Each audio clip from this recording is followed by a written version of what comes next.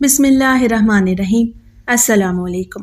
اللہ تعالیٰ نے جب حضرت آدم علیہ السلام کو پیدا فرما کر جنت میں رہنے کا حکم دیا، حضرت آدم علیہ السلام اس وقت تنہا ہی انسان تھے جن کو اللہ تعالیٰ نے پیدا فرمایا تھا۔ حضرت آدم علیہ السلام کو جنت میں ہر کھانے پینے، رہنے سہنے کی چیز مہیا تھی۔ حضرت آدم علیہ السلام کو بس کمی تھی تو ایک انسان کی۔ پھر اللہ تعالیٰ نے حضرت آدم علیہ السلام کی بائیں پسلی سے حضرت اماں حوا کو پیدا کیا۔ حضرت آدم علیہ السلام اور بی بی اماں حوا دونوں ہی جنت میں بہت خوش رہا کرتے تھے۔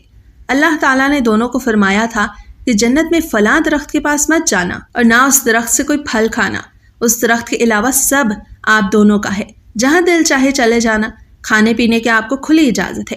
اگر آپ فلاں درخت کے پاس گئے یا اس کا پھل کھایا تو تم جنت کے خزانوں سے محروم ہو کر رہ جاؤ گے۔ اس وقت ایک بہت ہی پیارا اور خوبصورت سانپ اور مور بھی حضرت اماں حوا اور حضرت آدم علیہ السلام کے ساتھ جنت میں رہا کرتے تھے۔ وہ جنت میں اور جنت کے باہر ہر جگہ سیر و سیاحت کرتے رہتے تھے۔ ایک دن وہ دونوں جنت سے باہر سیر کر رہے تھے کہ ان کی ملاقات شیطان سے ہو گئی۔ شیطان نے ان دونوں سے کہا کہ تم مجھے جنت میں لے جاؤ، میں آپ کا ہمیشہ کے لیے شکر گزار رہوں گا۔ مور اور سانپ نے جواب دیتے ہوئے کہا، نہیں، ہم اللہ تعالیٰ کے حکم کی نافرمانی نہیں کر سکتے۔ اگر ہم ایسا کریں گے تو اللہ تعالیٰ ہم کو جنت سے نکال دے گا۔ شیطان نے دونوں کو بڑے واسطے دیے، یہاں تک کہ مور تو شیطان کی باتوں میں نہ آیا۔ سانپ نے مشورہ دیا کہ ایسا کرتے ہیں تو میرے منہ میں داخل ہو جا، میں تمہیں جنت میں لے کر چلا جاتا ہوں، اس طرح تم جنت میں چلے جاؤ گے اور کسی کو پتہ بھی نہیں چلے گا۔ شیطان نے سانپ کی بات کو مان لیا اور سانپ نے اپنا منہ کھولا اور شیطان اس کے منہ میں بیٹھ گیا۔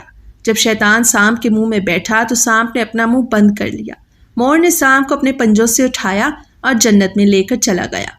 جنت میں داخل ہو کر سانپ نے منہ کھولا اور شیطان باہر آ گیا۔ سانپ کے منہ سے باہر آنے کے بعد شیطان نے جنت میں حضرت آدم علیہ السلام اور بی بی اماں حوا سے ملاقات کی۔ شیطان نے ان دونوں کو کہا کہ تم اس خوبصورت درخت کے پاس کیوں نہیں جاتے؟ اس کا جواب دیتے ہوئے حضرت آدم اور بی بی حوا نے کہا کہ اللہ تعالیٰ نے ہم کو اس درخت کے پاس جانے اور اس کا پھل کھانے سے منع کیا ہوا ہے۔ شیطان نے حضرت آدم علیہ السلام اور اماں حوا کو بڑا زور لگایا کہ اس درخت کا پھل کھا لو۔ حضرت آدم علیہ السلام اور اماں حوا شیطان کی باتوں میں نہ آئے۔ چند دن گزرنے کے بعد شیطان کو موقع مل ہی گیا۔ اسے دیکھا کہ آدم علیہ السلام سو رہے ہیں۔ وہ اماں حوا کے پاس گیا اور ان کو کہنے لگا کہ اللہ تعالیٰ نے آپ کو یہ پھل کھانے سے اس لیے منع فرمایا ہے کہ تم اس پھل کو کھا کر ہمیشہ کے لیے یہاں کے نہ ہو جاؤ۔ اماں حوا شیطان کی باتوں میں آ گئیں۔ انہوں نے اس درخت سے پھل توڑا اور کھا لیا۔ جب حضرت آدم علیہ السلام جاگے تو ان کو بھی اس درخت کا پھل کھلا دیا تھا۔ دونوں کا اس پھل کو کھانا ہی تھا کہ دونوں کے جسم سے جنتی لباس غائب ہو گیا، جسم ننگے ہو گئے۔ پھر اللہ تعالیٰ نے حضرت آدم علیہ السلام اور اماں حوا کو حکم دیا کہ میں نے تم سے فرمایا تھا کہ اس درخت کے پاس مت جانا۔ تم دونوں نے اس درخت کا پھل کھا کر خود کو بڑے گناہ میں مبتلا کر لیا ہے۔ جب حضرت آدم علیہ السلام اور حوا کو اپنی غلطی کا احساس ہوا تو دونوں نے اللہ تعالیٰ سے استغفار کرنا شروع کر دیا۔ اللہ تعالیٰ نے ان دونوں کو معاف تو کر دیا پر ان کو جنت سے نکال کر زمین پر بھیج دیا تھا اور فرمایا کہ تم کو ایک مخصوص وقت کے لیے زمین پر بھیج رہا ہوں۔ اس کے بعد اللہ تعالیٰ نے سانپ اور مور کی ساری خوبصورتی کو ایک لمحے میں ختم کرتے ہوئے ان کو بھی جنت سے باہر نکال دیا۔ اللہ تعالیٰ نے سانپ اور مور کو فرمایا کہ تم دونوں کے لیے یہی سزا کافی ہے کہ تم نے اپنے رب کے حکم کی خلاف ورزی کرتے ہوئے شیطان کو جنت میں داخل کیا ہے۔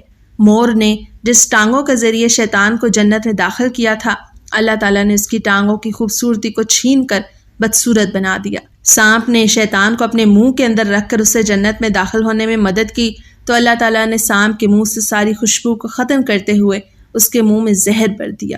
یہی وجہ ہے کہ سانپ کو زہریلا بنا دیا گیا اور مور کی ٹانگوں کو اللہ تعالیٰ نے بدصورت کر دیا۔ حوالہ کتاب تحفۃ العقول جلد 1 صفحہ 30۔ مزید ایسی ویڈیوز کے لیے ہمارا چینل ضرور سبسکرائب کریں۔ شکریہ۔